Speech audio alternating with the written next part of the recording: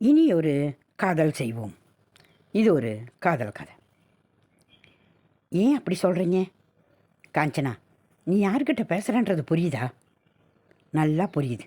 ஒரு ஆண்மகன்கிட்ட ஒரு பெண் மகள் பேசுகிறேன். ஏதோ கேட்கக்கூடாததை கேட்டுட்டதா ஏன் என்னை பார்க்குறீங்க? உனக்கு எப்படி புரிய வைக்கிறதுனே புரியல. ஆஃபீஸ் முடிஞ்ச பிறகு இதை பற்றி பேசலாம். நீ முதல்ல போய் உன் வேலையை பாரு. ஏற்கனவே ஆஃபீஸில் நம்ம 2 பேரை பற்றி ரொம்ப கிசுகிசுக்க ஆரம்பிச்சிட்டாங்க. அதை ஏன் நாம் உண்மையாக்கக்கூடாதுன்னு தான் கேட்குறேன். அது உண்மை இல்லைன்னு தான் மற்றவங்களுக்கு தெளிவுபடுத்தி கொள்ள நான் விரும்புகிறேன். நான் எதில் குறைஞ்சவ? எனக்கு தகுதி இல்லைன்னு நினைக்கிறீங்களா? என்ன நினைக்கிறீங்க என்னை பற்றி? இனி உங்ககிட்ட பேசி பயனில்லை. உண்மையை சொன்னால் நீ ஏற்றுக்கொள்ள மாட்டேன். ஆமாம், நீ எனக்கு தகுதி இல்லை. நீங்கள் மேனேஜர், நான் ஸ்டேனோ. அதனால தானே இப்படி பாராபட்சம் காட்டுறீங்க? நம்முடைய மார்க்கெட்டிங் ஆஃபீஸர் ஷீலாகிட்ட மட்டும் உங்களால் எப்படி சிரித்து பேச முடியுது? நேரடியாக சொல்லுங்கள், நான் ஷீலாவை கட்டிக்கொள்ள போகிறேன்னு. சி, அசண்டு மாதிரி அழுது கொண்டு முதலில் கண்ணீரை தொடை காஞ்சனா. உனக்கு ஒரு நல்ல வாழ்க்கை கிடைக்கும் பெண்ணே. நான் ஏற்கனவே காதலிச்சு அவளை இழந்ததுனால இனி என் வாழ்வில் காதலோ கல்யாணமோ கத்திரிக்காயோ எதுவுமே கிடையாது அப்படின்னு நினைக்கிறவனா?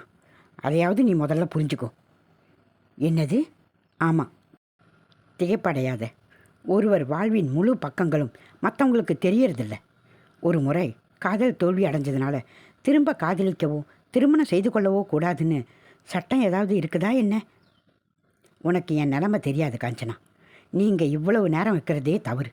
ஏன் கேபினுக்குள்ளே அதிக நேரம் செலவழிக்காத அப்படின்னு நான் உங்ககிட்ட பல முறை சொல்லிட்டேன். நீ உடனே வெளியாவு. நான் யாருக்கும் பயப்படலை சார். ஒரு பெண், நான் என் மனதை திறந்து சொன்ன பிறகும் எனக்கு ஒழுங்கான பதில் கிடைக்காம இந்த இடத்த விட்டு நான் நகர போகிறதில்ல. காஞ்சனா, நான் காதலிக்காத என்னை விரட்டி விரட்டி காதலிச்சது போதும். எனக்கு விருப்பமில்லாத பெண் என்னை விட்டு போனதற்காகத்தான் இனி எந்த பெண்ணையும் திருமணம் செய்து கொள்ள மாட்டேன் அப்படின்ற நிலையில் நான் இருக்கேன். தயவு செஞ்சு எனக்கு புரியும்படி சொல்லுங்கள். நான் புரிஞ்சுக்கிட்டேன்னா நான் உடனே கிளம்பிடுறேன். சரி, அப்படி உக்கார். பரமேஸ்வரன் காரில் வந்து இறங்கிய போது, ஹலோ பரமு, ஹாப்பி பர்த்டே என்றவாறு கையில் ஒரு சிவப்பு ரோஜாவை கொடுத்தாள் இனியா. உங்களிடம் இத்தனை முறை சொல்லியாகிவிட்டது இனியா, எனக்கு உன்மேல் ஈர்ப்பு வரவில்லை. எனக்குன்னு வேற யாரோ பிறந்திருக்கிறதா தான் நான் நினைக்கிறேன். நீ வீணாக என்னை விரட்டி விரட்டி பின்தொடர்றதில் அர்த்தமே இல்லை என்று ரோஜாவை வீசி எறிந்துவிட்டு வேகமாக நடந்தான். அன்று இடைவேளையில் திரைப்படம் பார்க்க பிடிக்காமல் வெளியே வந்து சிகரெட் வாங்கி தீப்பெட்டி தேடிய போது கையில் லைட்டரை வைத்து கொண்டு, நான் வேணா சிகரெட்டு கொளுத்துட்டுமா என்றாள் இனியா. இது எனக்கு சரியா படலை இனியா. பரமேஸ்வரன், உங்களை தொடர்வதில் எனக்கு இனிப்பா இருக்குதே. மறுநாள் ரயில்வே ஸ்டேஷனில் பத்திரிகை வாங்கி கொண்டு சில்லறை தேடிய போது, இந்தாப்பா 2 ரூபா என்று தன் பரிசிலிருந்து எடுத்து தந்தாள் Iniya. What nonsense all these things. Iniya, என் பொறுமைக்கும் ஒரு எல்லை உண்டு. இனி நான் போலீஸுக்கு போக வேண்டியதாக இருக்கும். பரமேஸ்வரன் ரயில்வே ஸ்டேஷன் என்று உணராமல் கத்தினான். எல்லா பயணிகளும் திரும்பி பார்க்க, எனக்கு வருத்தமே கிடையாது பரமு.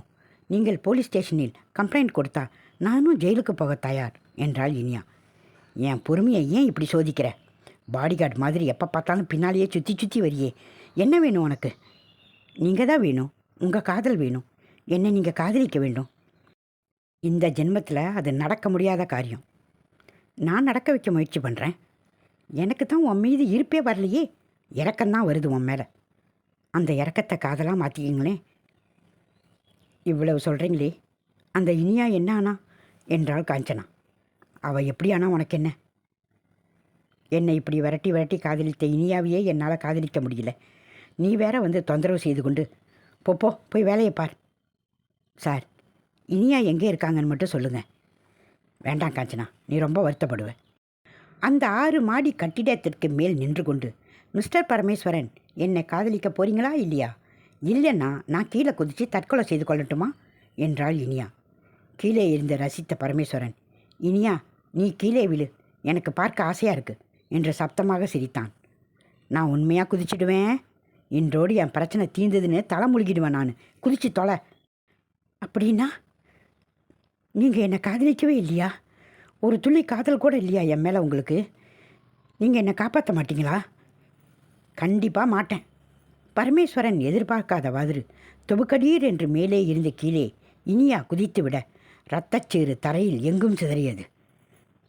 காஞ்சனா, நான் கொஞ்சம் கூட எதிர்பார்க்கல. அந்த அசட்டு பெண் கீழே குதிச்சிட்டா. அப்படியே அள்ளிக்கொண்டு ஆஸ்பத்திரிக்கு ஓடுனேன். டாக்டர்கள்லாம் கையை விரிச்சிட்டாங்க. போலீஸ் கேஸ், எத்தனை பிரச்சனைகள். நான் அவள் விளையாட்டுக்கு தான் பண்ணுறா, கேலி பண்ணுறான்னு நினச்சேன். உண்மை அறியாது கீழே விழுந்து தன்னை மாற்றிக்கொள்வான்னு நான் கொஞ்சம் கூட எதிர்பார்க்கல. அந்த இனியா இறந்த பிறகு தான் என் மனதில் இடம் பிடிச்சிக்கிட்டா. அவன் நினைவோடு இந்த வாழ்க்கையை நான் கடத்தி கொண்டு போயிடுவேன். தன் காதல் நிறைவேறவில்லை என்பதற்காக அவள் உயிரை தியாகம் செஞ்சா. அவள் காதலை நான் ஏற்றுக்கொண்டு என் வாழ்க்கையை தியாகம் செஞ்சுக்கிட்டு இருக்கேன். கண்ணாடியை கலற்றி கண்ணீரை துடைத்து கொண்டே சொன்னான் பரமேஸ்வரன். நான் ரொம்ப வருத்தப்படுறேன் சார். ஆனால் இறந்து போனவங்களுக்காக எத்தனை காலம் இப்படியே வாழ்ந்துக்கிட்டு இருப்பீங்க? உங்களுக்குன்னு ஒரு வாழ்க்கை, மனைவியெல்லாம் தேவையில்லையா? இல்லை காஞ்சனா, என் காதலி, மனைவி, வாழ்க்கை எல்லாமே இனியாதான். நான் இப்போ விடோயர். கல்யாணம் பண்ணாமல் இருந்தாலும் இனியாதான்னு எல்லாமே ஆகிருச்சு எனக்கு. இப்போ அவள் இல்லாமல் நான் இல்லை. சார், நான் என்ன சொல்ல வரேன்னா என்று இழுத்தாள் Kanchana. You may get out please. இனியாவது புரிஞ்சுக்கோ. வேறு வாழ்க்கைக்கு தயாராகு. போயிட்டு வா, வெளியாவு என்றான் பரமேஸ்வரன்.